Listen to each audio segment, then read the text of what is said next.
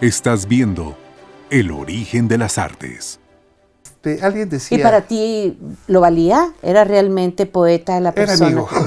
Era un amigo tuyo, pero para ti no tenía ese... Pues no sé, pero... Esa profesión o ese oficio, esa definición. Decirse poeta, ¿sí?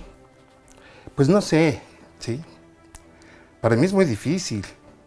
Por eso Pero te decía, sí. si me roban un poema, es decir, para él, para esa persona ya soy poeta, ¿sí?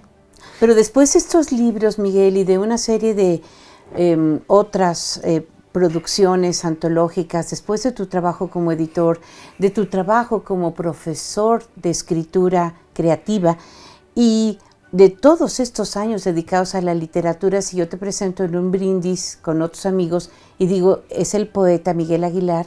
Ah, claro, sí. Sí, por ejemplo, en mi ficha de autor yo pongo editor y poeta, ¿sí? Ok. Porque escribo versos, pero digamos, el yo llegar y me presentar, soy el poeta Miguel Aguilar, me suena ridículo, ¿no? ¿A ti? A mí. Es decir, Sí. si otro me lo dice, Sí. creo que está bien, ¿no? Digamos, me siento halagado. Por ejemplo, me acaban de invitar al concurso de calaveras de la UAC y la invitación decía poeta Miguel Aguilar Carrillo, ¿sí? Pero es lo que eres. Pues, bueno, por eso, pero sí me han leído. Claro que te han leído. Sí. Sí. Entonces, Yo creo que hay un enorme respeto en nuestra sociedad hacia los hombres de letras, hacia las mujeres que escriben, hacia todos los literatos que van manteniendo sólida la estructura de lo que se publica, ¿no? En términos de narrativa, de poesía, de ensayo. pues sí. Mira, me decía un amigo, dice, bueno, por ejemplo, un novelista se debe a sus lectores, ¿no? Es decir, el novelista está como que abierto a una mayor pluralidad de lectores, ¿sí? Digamos, y un poeta es aquel en general que se comparte, que lo respetan sus pares o no lo respetan, ¿sí? Porque salir del ámbito de la poesía, el tener un lector que te lea, siendo que no, un lector de poesía es muy raro, ¿sí? Estábamos haciendo, hay una entrevista a Saúl Yurkevich, este poeta y ensayista argentino, publicó un libro de poemas y dijo, la edición es de 250. ¿Pero por qué 250? Por lo menos 1000. Es que no hay público para 1000. Sí. Ya.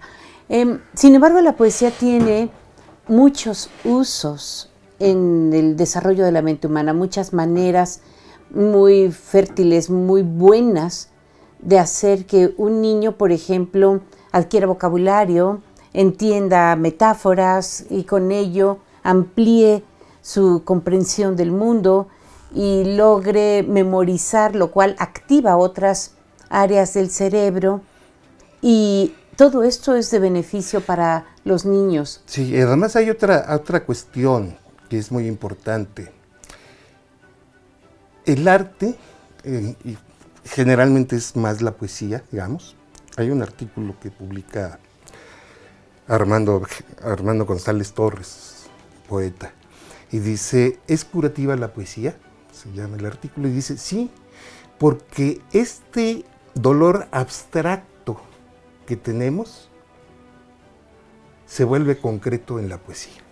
El dolor abstracto de estar vivos. Sí, es decir, este gozo que no sabes por qué estás así, lo puedes hacer palpable en la poesía. Puedes traducir los sentimientos humanos a palabras. A palabras.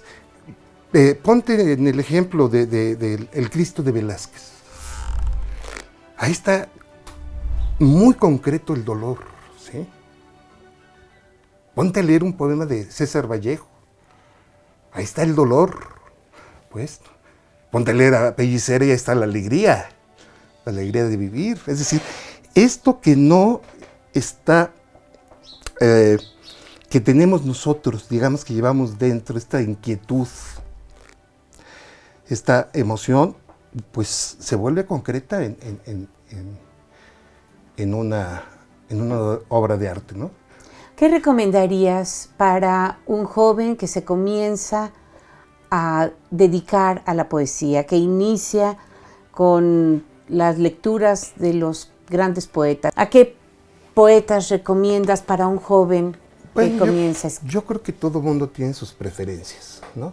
Bueno, pero te estoy preguntando cuáles serían las tuyas para un jovencito. Yo lo que pensaría que es una cosa que se ha descuidado es que aprenda a versificar, ¿sí? Sí, porque es importante ir viendo, aunque hagas verso libre después, aunque no publiques verso medido, pero que sepas versificar. Porque la versificación te va dando un ritmo, te va acostumbrando el oído a que cantes. La poesía canta, la narrativa cuenta, ¿sí? Bueno, entonces eso. Luego, estudiar nuestra tradición, ¿sí? Siglo de oros. Olvidarnos después de Sor Juana, olvidarnos de la colonia en México y empezar a leer a Tablada y a los modernistas y seguir con nuestra tradición, ¿no? Dejar atrás todo. Después de Sor Juana no hay nadie en México, ¿no? En América, yo creo.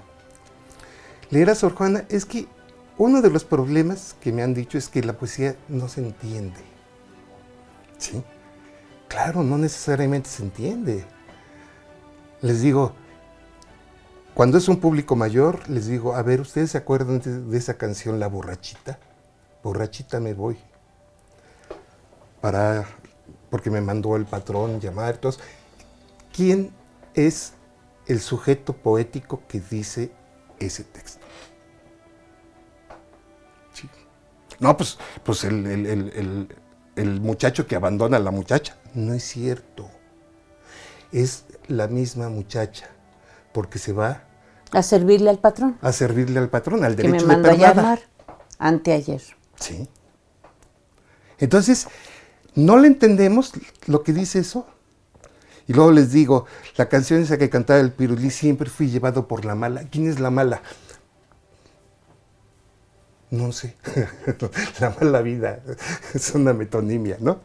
Ok, entonces, queremos a fuerza entender la poesía. Y hay poesía que solamente se va a entender cuando hay un momento. Un día un amigo me dice y solamente lo fugitivo, buscas en Roma, o peregrino, y solamente lo fugitivo permanece y dura. Es una frase que lo has vuelto tuya. Sí, ¿por qué? Porque me hizo pensar todo lo que es fugitivo en nosotros.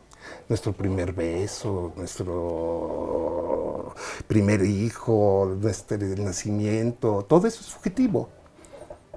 Pero todo eso lo llevamos nosotros, ¿no? Es lo que permanece y dura. ¿Sí? Entonces le podemos dar otra lectura a este poema. Aunque él habla del Tíber y de Roma y de la grandeza de Roma y todo eso. Entonces, eso es lo interesante de la poesía, que en un momento dado nos cae, ¿sí? Ah, aquí está, por eso lo tomo. Entonces, yo que recomendaría leer Siglo de Oro, leer nuestra tradición. Ya tenemos y aprender a versificar y estar leyendo poesía, aunque no se entienda, porque yo tomo un libro, digamos, y digo, este poema me gustó, pues le pongo una palomita, este no me gustó. Y luego releer. Les digo, yo los libros de poesía generalmente son pequeños, porque se leen varias veces, mientras una novela raramente se lee 2 veces. Miguel Aguilar Carrillo, para ti, ¿qué es la poesía? La podríamos cambiar, es una fatalidad. Se escribe porque se escribe, es lo que te decía antes, y es muy difícil definir la poesía. Se han hecho libros enteros. María Zambrano llega a decir que la poesía es el infierno, ¿sí? Porque ahí no tenemos salida, ¿sí? De verdad, muchas gracias por tu tiempo, gracias por recibirnos aquí en tu estudio. En mi tiradero. Donde en esta fábrica de las ideas se crean los versos que más adelante se vuelven libros, lecturas en voz alta. Muchas gracias. No, gracias a ti, Araceli. ¿No?